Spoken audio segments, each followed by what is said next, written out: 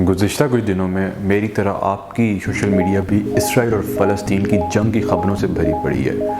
ये मौजूदा जो हमलों का सिलसिला है ये रमज़ान की ताक रातों में शुरू हुआ, जब इसराइल ने ईस्ट यरूशलेम का इलाका शेख जरा फ़लस्तीनियों से ज़बरदस्ती खाली करवाना शुरू किया।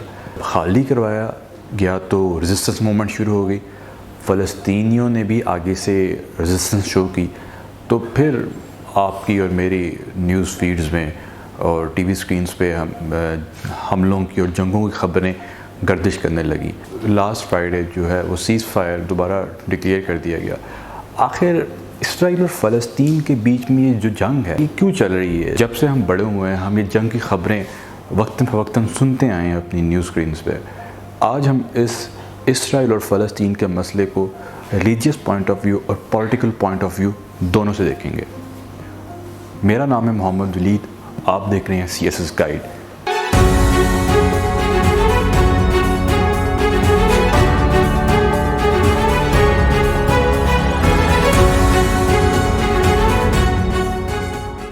पहले हम इस मसले को रिलीजियस पॉइंट ऑफ व्यू से देखेंगे।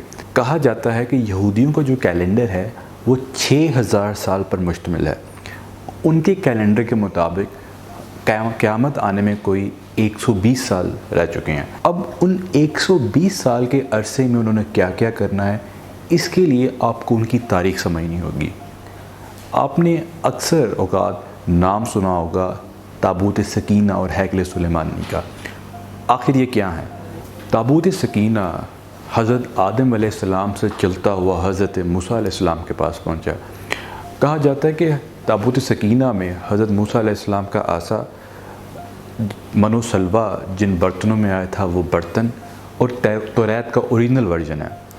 कुछ अरसे बाद बेबीलोनिया का जो किंग था उसने अपनी फ़ौज के साथ ज्यूश टेम्पल पर हमला कर दिया, यानी कि हैकल सुलेमानी पर। कहा जाता है कि हमले के बाद ताबूत सकीना वहाँ से गायब हो गया।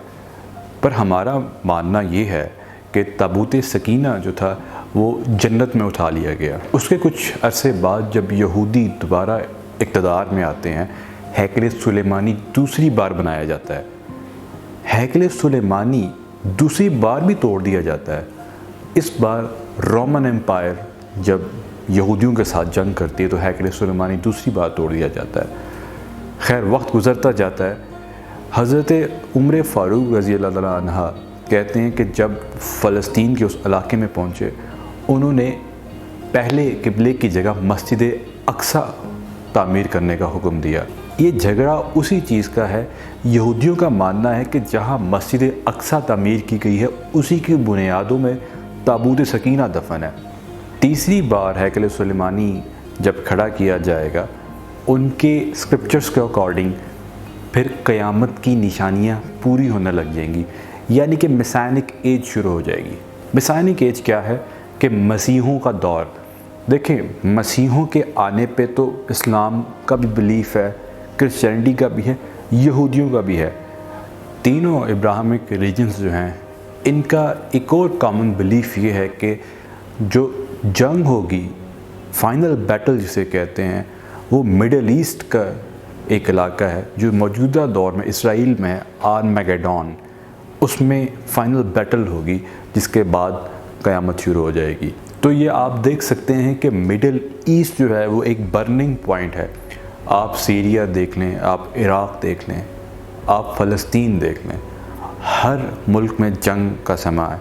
यही वजूहात हैं रिलीजियस पॉइंट ऑफ व्यू से कि लोग मिडल ईस्ट का कंट्रोल चाहते हैं। अब हम इसका सियासी पहलू देखते हैं।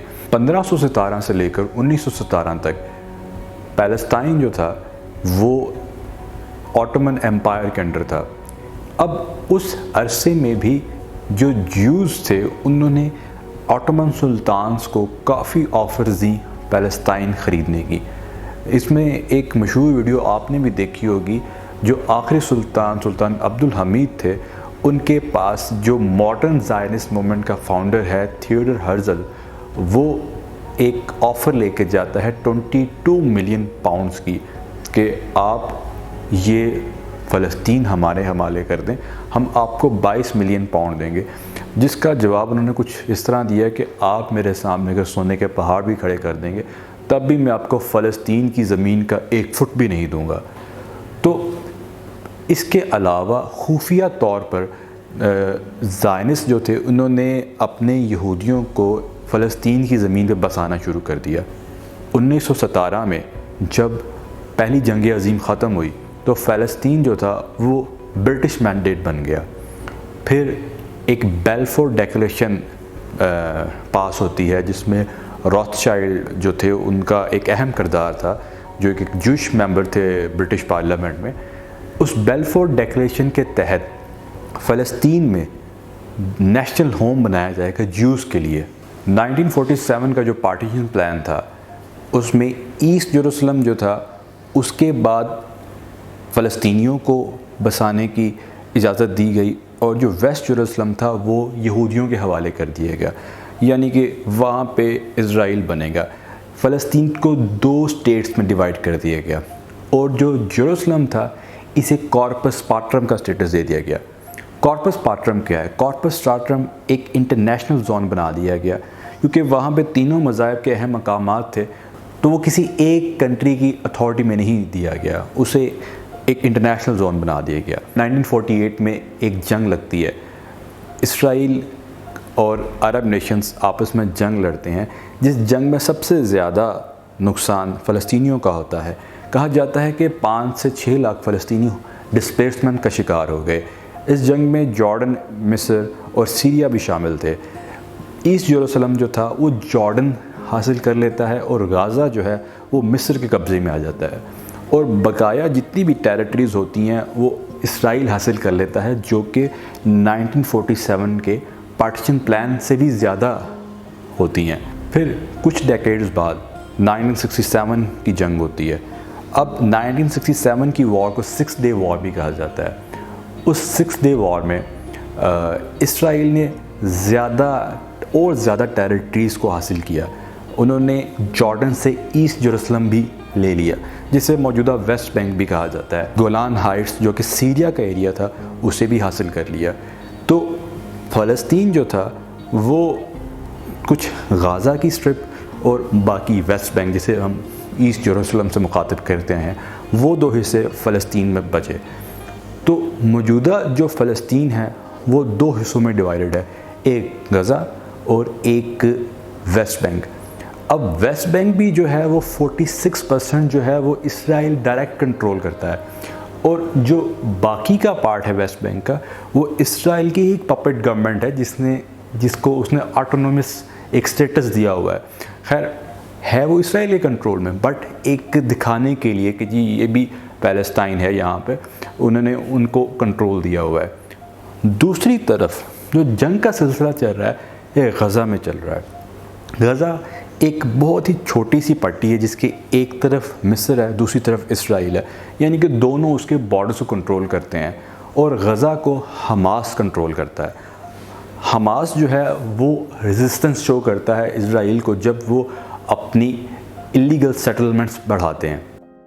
پچھلے 50 سالوں میں اسرائیل نے کوئی 6 لاکھ یہودی بسائے ہیں اللیگل سیٹلمنٹس پہ۔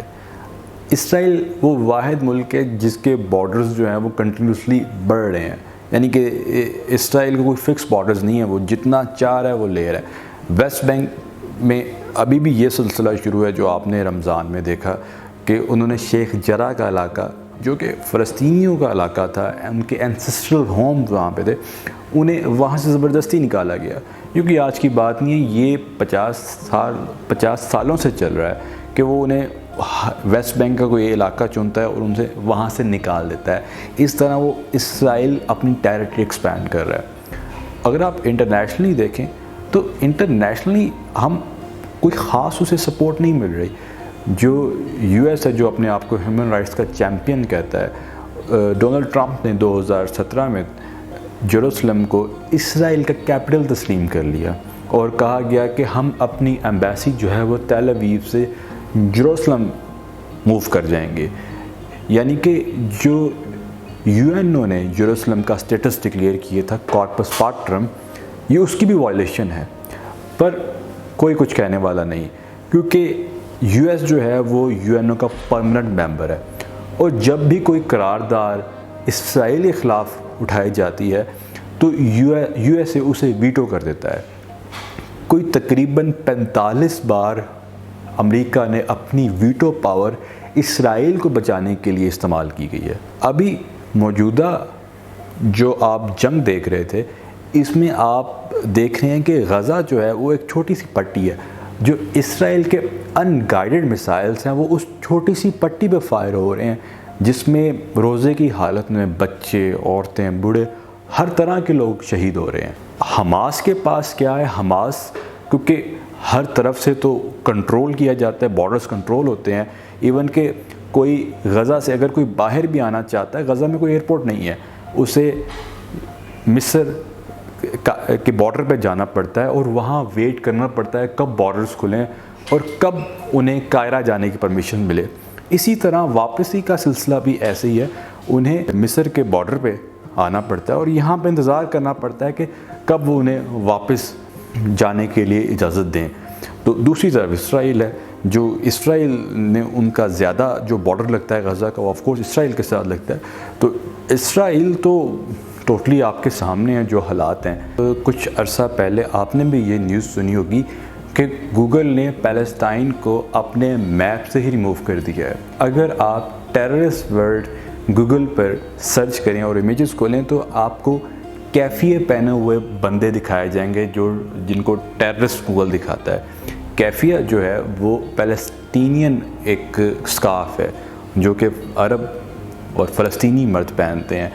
تو یعنی کہ جو ان کی ایک آئیڈنٹی ہے، جو ویسٹرن میڈیا ہے وہ اسے ٹیررزم سے کس طرح جوڑ رہی ہے، تاکہ عام مائنڈ کو بھی واش کر دیا جائے کہ جو عربز ہیں یا جو بندہ ریزسٹنس کر رہا ہے، جو فریڈم فائٹر ہے، وہ ٹیررسٹ ہے۔ فلسطینیوں کی کنڈیشن سمجھنے کے لیے آپ کو مسلمان ہونا ضروری نہیں، آپ کو انسان ہونا ضروری ہے۔